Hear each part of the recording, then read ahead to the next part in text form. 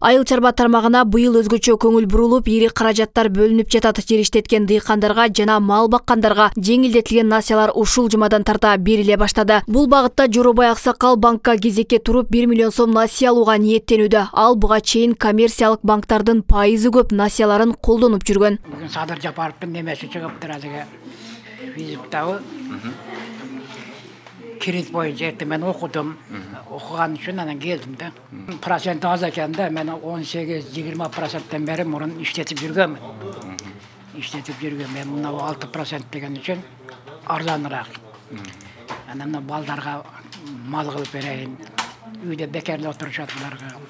Айыл чарбасын каржылоо 10 долбоорунун алкагында дыйкан фермерлерге жеңилдетилген насыя 6% үстөк менен берилет. Насыя алуу үчүн биринчи кезекте жер үлүшү жана каражатты максаттуу пайдалануу планы көрсөтүлүшү керек. Банк кызматкерлери насыяларды берүү тартиби мурункуга салыштырмалуу катаалдашканын айтышат. Анын себеби акчалардын башка максатка жумшалып кетпешин алдын алуу. Бөлүнгөн акчаларды ошол именно дыйкан фермерлер алыш үчүн кайрадан талап кичине болсо катуураак, себеби бизнес жаатындагы өкүлдөр ошол эле өкмөт кызматында иштеген адамдарга берилбесин. Ошол жактарын так карап, маалыматты так толук карап чыганан бериле деген жол көрсөтүлгөн. Эгер талаачылык менен иштеген болсо, ошол адамдын жер иштеткендиги тууралуу кандай документ келишимдери болсо, айыл өкмөт менен ортодо түзүлүп жер иштетүү боюнча арендага алып аткан келишимдер бар болсо, ошол келишимдерди тастыктап, ошол келишим туура так экенин аныктап, айыл өкмөттөр менен жергиликтүү өзүн-өзү башкаруу органдары менен тыгыз байланышта иштеп, ушул жумуштарды алып баратабыз. Дыйкандарга жана фермерлерге жеңилдетилген шартта насыя берүү үчүн быйыл 26 миллиард сом каралды. Жеңилдетилген шартта берилген насыяны дыйкан фермерлер максатка ылайык колдонбосо, коммерциялык насыянын шарты менен кайтарып төлөөгө милдеттүү болот. Мамлекеттик банктан айыл чарбага насыя алгандар катуу көзөмөлгө алынат. Анткени буга чейин 70% акчалар башка багытта жумшалып кеткен.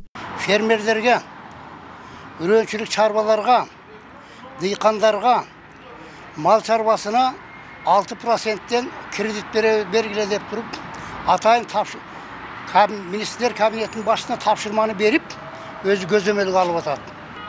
Фермерлерибиз, дыйкан чарбаларыбыз, үрөнчүлүк чарбаларыбыз кредиттерди алып, дыйканчылыкты кылып, мал чарбасын өнүктүрүп, элдин азык-түлүк боюнча маселесин чечкенге мүмкүнчүлүк келди. Ал арада президент жазгы тала жумуштарын утурлай дыйкандар менен фермерлерге кайрылды. Буга чейин насыя алгандан кийин аны максаттуу иштерге жумшабай койгон учурларга токтолуп, жер айдоого алынган насыяны максаттуу колдонууну айтты. Жалпысынан айыл чарба багытына арнап жеңилдетилген насыя берүүгө 26 миллиард сом бөлүнгөн. Мунун ичинде 1,5 миллиард сом үрөн сатып алууга, 1 миллиард сом ирригация тутумун жакшыртууга, калганы дыйкандар менен фермерлерге 3 жылдык мөөнөткө насыя берүү үчүн бөлүндү. Дагы бир баса белгилей кетүүчү жагдай, буга чейин насыя алгандан кийин аны максаттуу иштерге жумшабай койгон учурлар арбын эле. Жер айдоого алынган насыяга той бермей, үй оңдомой, машина сатып алмай жана башка адаттарыбыз болгонун эч ким танбастыр. Андыктан сиздерден сураныч, эми андай кылбастан 1-2, 2-3 кылып алганга жетишсеңиздер жакшы болот эле. Алмайдын бермеyi бар дегендей, алган насыяны сөзсүз төгүш керек экенин унутпаңыздар. Быйыл дыйкандардын бир бөлүгү алса, кийинки жылы экинчи бөлүгү, аркы жылы үчүнчү бөлүгү насыя алууну шарт түзүп беришибиз керек. Биринчи кезекте элдин курсагы тоюш керек жана тамак аш коопсуздугу камсыз болуш керек. Алган түшүмүңөр сатылбай калбайт. Өкмөт тараптан ар тараптуу жардам берилет. Учурда өлкөнү тоорган кымбатчылык дүйнө жүзүндө орун алып жаткан чак. Буга байланыштуу күнүмдүк керектелүүчү азык түлүктөрдүн 80% сырттан ташылып келинет. Ал эми Кыргызстан азыр маанилүү деп эсептеген азык түлүктүн 3 түрү боюнча өзүн камсыздай алат. Алар сүт, картошка, жашылча жана бакча жемиштери, ун жана өсүмдүк майы толугу менен импортко көз каранды. Буга байланыштуу өлкөдө азык-түлүк таңкыстыгы жаралбаш үчүн эң оболу айыл чарба тармагына өзгөчө көңүл бурулуп жатат. Анткени өзүбүздөн өндүрүлгөн продукцияларды көбөйтүп, анын сапаттуулугун арттыруу менен баалардын өсүүсүн жолго койсо болот деп эсептешет эксперттер. Мындан улам жазгы тала иштеринде калк арасында муктаждык жаралган азык-түлүктөргө көбүрөөк маани берүү керек дешет. Биз агрардык мамлекетпиз.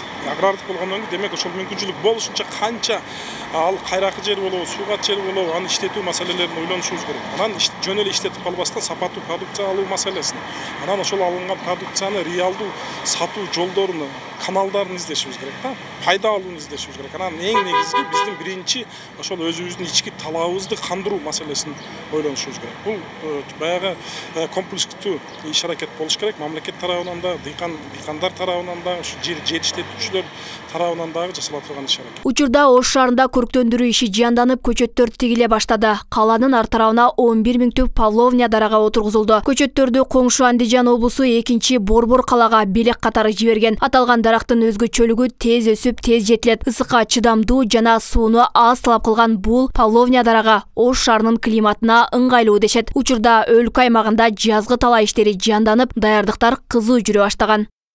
Алмагүл Эркебай кызы, Бекмамат Султанов, Жумалык үчүн.